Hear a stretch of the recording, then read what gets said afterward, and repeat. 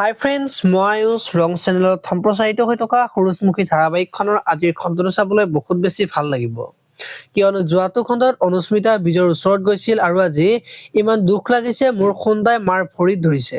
যিজন ভায়েকে বায়েকৰ সুখৰ বাবে বেলেগৰ ভৰিত ধৰিবলৈ সংকোচ কৰা নাই, তেনেকুৱা এজন ভায়েকক কোনে পাহৰিব পাৰিব বুলি কোৱা দেখিবলৈ পাইছিল। আজিৰ খণ্ডটোত বিজয়ে মাকক মই পৰীৰ লগত তেনেকুৱা কৰিব নোৱাৰো, তাই মনত বহুত কষ্ট পাইছে আৰু মই মুম্বাইলৈ যোৱাটো কেনচেল কৰিম বুলি মাকক ক'ব আৰু তেতিয়া মাকে বিজয়ক তুমি যদি মোৰ কথা নুশুনা তেতিয়াহ'লে তোমাৰ মৰমৰ ভন্টি অনুস্মিতাক এইখন ঘৰৰ পৰা উলিয়াই দিম বুলি ক'ব। এতিয়া বাৰু বিজয়ে পৰীৰ কথা চিন্তা কৰিবনে নে অনুস্মিতাৰ কথা চিন্তা কৰিব দেখিবলৈ পাব আজিৰ খণ্ডটোত। ইফালে আকৌ ৰত্নই মোবাইল ফোনটো আনিবৰ কাৰণে মানৱৰ ওচৰলৈ যাব আৰু তেতিয়া মানৱে মোৰ পইচা দে বুলি ক'ব, নহ'লে তোৰ মোবাইল বিক্ৰী কৰি দিম বুলি ক'ব।